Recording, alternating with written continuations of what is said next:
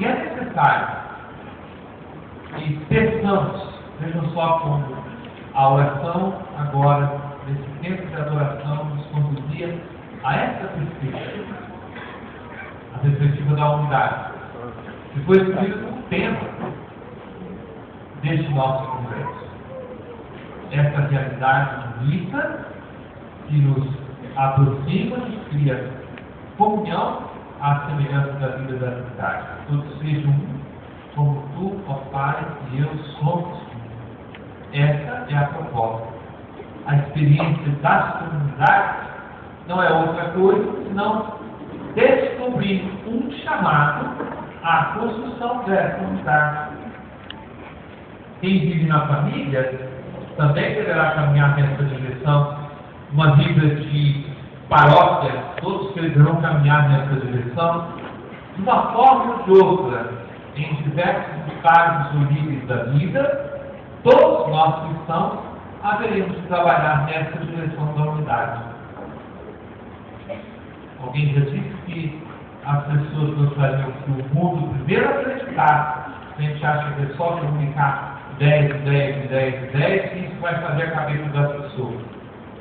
Quando o caminho que Jesus propõe é outro, que sejam um para que o mundo creia. A estrada é outra.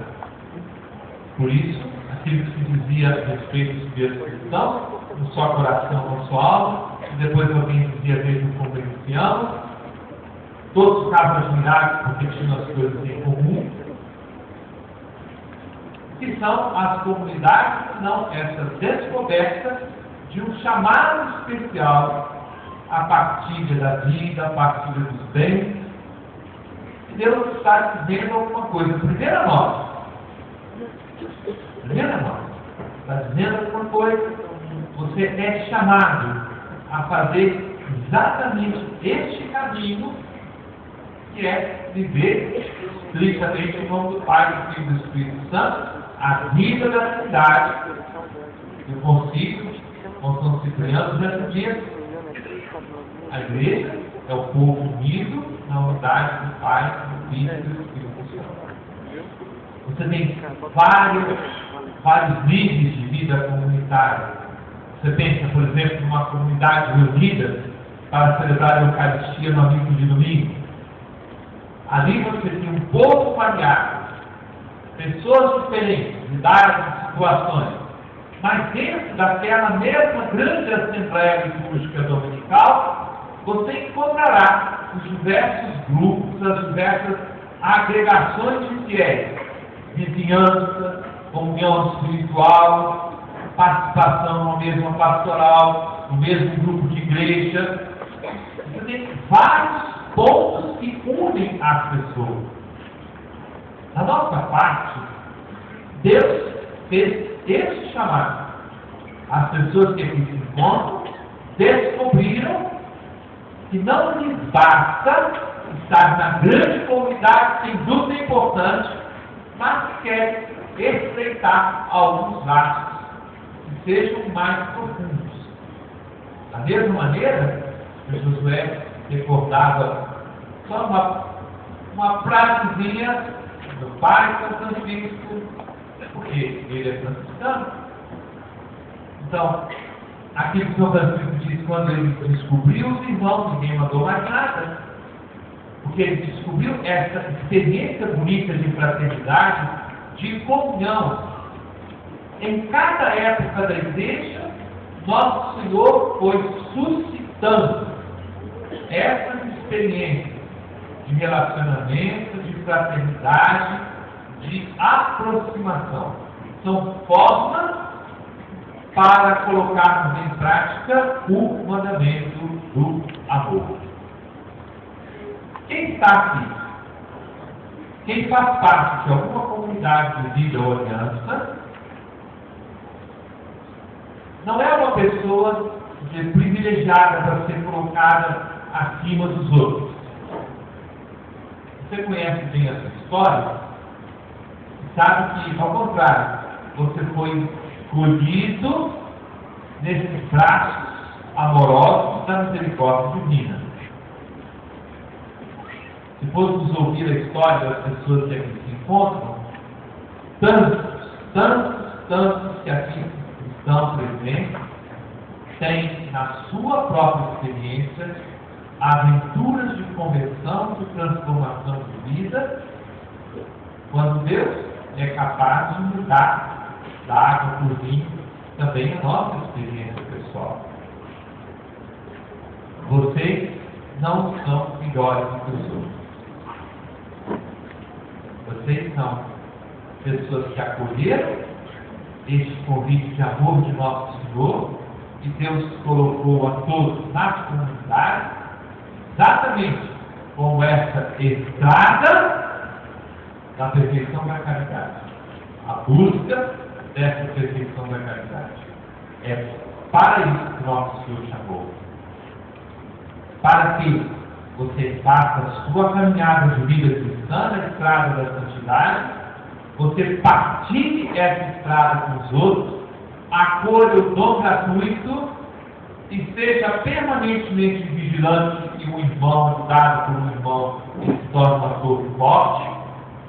Então, você descobriu que o caminho para você passa por essa experiência bonita de vida em comunidade. Eu pensei em desenvolver com vocês o assunto que me foi pedido, novas comunidades, processos da esperança hoje, contemplação, razão e emissão, tantas coisas que colocaram nesse título, mas eu pensei em fazer com vocês uma coisa. Como assim nós temos gente com um caminho mais longo, outros com estrada mais curta? Eu vou recuperar com vocês alguns pontos daquilo que a Igreja ensinou nesses últimos anos e como essa realidade nova das comunidades foi reconhecida e também estabelecer de novo alguns parâmetros que possam ajudar na nossa caminhada. Então, eu não estou aqui para dar um título de esperança para a Igreja para vocês, mas eu estou propondo um caminho para que nós sejamos sinais de esperança para todos, para a Igreja e para o mundo. Essa é a perspectiva que me conduz na reflexão que faço com vocês. Meu ponto de partida é um texto do Papa João Paulo II, fruto de um sínodo sobre a vida consagrada, que, a meu ver, é um texto fundamental, e depois eu vou tomar passo por passo com vocês, porque muitos podem conhecer e outros não conhecem. É a exortação Vida Consecrata, número 62. Escutem, depois eu vou tomar passo por passo. O Espírito, que ao longo dos tempos suscitou numerosas formas de vida consagrada, não cessa de assistir a Igreja e distribuir novos carismas a homens e mulheres do nosso tempo, para que deem vida a instituições adequadas aos desafios de hoje. Final dessa intervenção divina são as chamadas novas fundações, com características de algum modo originais, relativamente abstracionais. A originalidade dessas novas comunidades consiste frequentemente no fato de se tratar de grupos compostos de homens e mulheres, de clérigos de leis, casados e solteiros, que seguem um estilo próprio de vida, inspirado às vezes de uma outra forma tradicional ou adaptado às exigências da sociedade atual. Também o seu compromisso de vida evangélica se exprime de diversas formas, manifestando-se como tendência geral que intensa aspiração à vida comunitária, a pobreza e a oração. O governo de São Paulo II, o governo dessas novas formas, participam prédios feitos segundo as respectivas competências. E a finalidade apostólica vai ao encontro das solicitações da nova evangelização. Esse é um dos textos que manifesta uma visão mais complexa do que a igreja entende a respeito das novas formas de consagração e novas comunidades. Passo a passo para a gente identificar algumas coisas.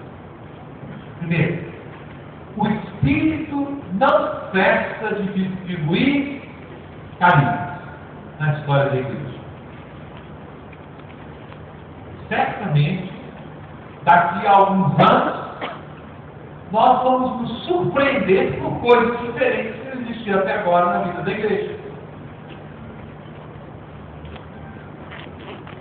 Se alguém pensar nos grandes carismas das ordens, por exemplo, de São Francisco, São Domingos, daí por diante, tivesse sido Davi, o Espírito falou, acabou. Nós sabemos muito bem, e essa é sempre uma dificuldade, porque a tendência nossa é nos organizarmos, nos institucionalizarmos. Então a gente ajeita, tem as coisas, determina tudo, fica tudo arrumadinho. Aí vem o Espírito Santo, sobe alguma coisa diferente pronto. Nas coisas mais simples, ou nas mais exigentes da vida da igreja. Aí eu trabalho na comissão de tradução principal. Eu tenho uma nova edição notícia do Salmo Latim, aí todos os países têm que traduzir de novo. Dá um trabalho somente. E agora na Assembleia dos Bispos nós levamos uma parte a mais para ser votada pelo plenário dos bispos do Brasil. De vez em quando alguém chega perto de mim e diz, mas não é possível. Vamos mudar outra vez. Está mudando a língua. Mas é uma riqueza de textos. Eu gosto de responder assim. Não pensemos que a língua seja morta.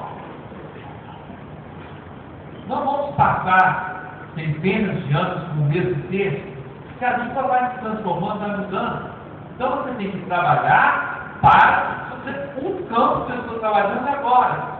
Aí a gente ajeita tudo prontinho, né? Nós temos um estatuto da fraternidade das comunidades. Há pouco tempo, na reunião da Comissão Central Executiva da Fraternidade, nós fizemos uma revisão de vários pontos do estatuto. Alguém vai dizer, meu Deus, que tão pouco tempo que foi feito. Só que a vida, ela muda muito. Ela se transforma. Então, pede novas realidades. Pede novas respostas. Os desafios missionários são absolutamente diferentes.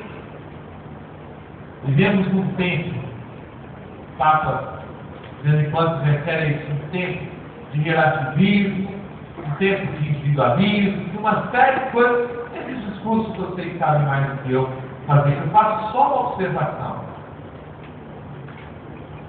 Como nós vamos responder a esses novos desafios? Alguns anos atrás, eu participei de um encontro, não era isso ainda, mas eu me recordo que era uma reflexão séria que se fazia. Eu trabalhava no seminário, então já fizeram outros pontos para estudo disso aqui. As causas do abandono do ministério sacerdotal na América Latina. Naquela época foi feita uma pesquisa e fizemos uma reunião grande com pessoas de vários países. E eu me recordo algo que me chamou a atenção. Qual é o problema das vocações? Então tem um montezinho que fica perigoso para tanta gente, porque o guarda, se acabasse com a lei do celibato, aí seria paga à vontade. Né? As igrejas protestantes dos Estados Unidos têm uma perseguição de cerca de 3 mil pastores por mês.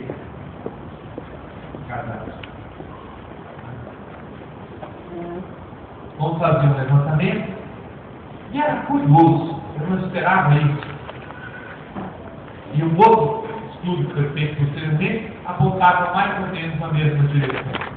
O grande problema acontece quando as pessoas não são preparadas para um mundo que está permanentemente mudando. No qual o desafio é você manter a coerência com as escolhas feitas, mas saber ir ao encontro dos nossos desafios. O maior problema, às vezes, é que o padre foi formado para um determinado sistema, um determinado mundo, de repente ele está diante de desafios novos e ele não aprendeu a fazer aquilo que São Paulo já ensinava. Enviou com todos para ganhar o maior número possível. E nós nos ensinamos, nós nos ajeitamos, criamos as nossas organizações em todo o campo, hein? Até lá na sua casa, no seu quarto, alguém vai mexer na gaveta onde você guarda, desde não sei quanto tempo, determinadas coisas, e você bota de raiva que alguém mexeu naquela gaveta. E acha que aquela gaveta é a maior riqueza da vida. Porque você criou o seu esquema e alguém vem bagunçar aquilo. Mais importante ainda quando é o Espírito Santo que bagunça. Né? E agora? Eu tenho um laço muito bonito com alguns religiosos diversos que foi comigo registrados agora. Os primeiros missionários para Imaculada, lá em São Paulo. Irmãs que acompanharam minha vocação, todas crianças. E elas foram fundadas décadas de 20 ou 26, eles foram fundados em função de uma situação gravíssima que era a tuberculose. Foram fundados para cuidar da tuberculose e se consagraram pela santificação de sacerdotes. Um carisma magnífico, lindo. De repente, os tempos mudaram. A tuberculose, que agora está voltando, né? A tuberculose parecia já controlada. Então acabou a finalidade dela? Elas entenderam. Entendeu? No fundo nós queríamos somente para a tuberculose, mas queria para trabalhar no campo da saúde. Aí você encontra muitos grupos, e muitos que encontram por aqui também, que querem fazer uma experiência muito parecida com São Francisco, a pobreza, a humildade, o jeito de se vestir, de agir, tudo isso. Tem uma situação que eu acompanhei, aí você chega na porta de um hospital, né, e quer entrar naquele hospital, até nos lugares mais reservados, quer entrar descalço, porque os caras têm que andar descalço. O pessoal da enfermagem diz, aqui não. Ah, mas São Francisco fazia assim. Só que na época de São Francisco não tinha consciência dos problemas de saúde da situação que tem hoje.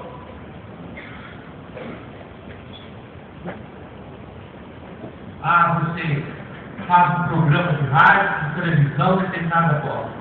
Cadê o pessoal da Conformal? Você tem a todo momento se adaptar. Porque nascem coisas novas, nascem tecnologias novas. E você tem que aprender.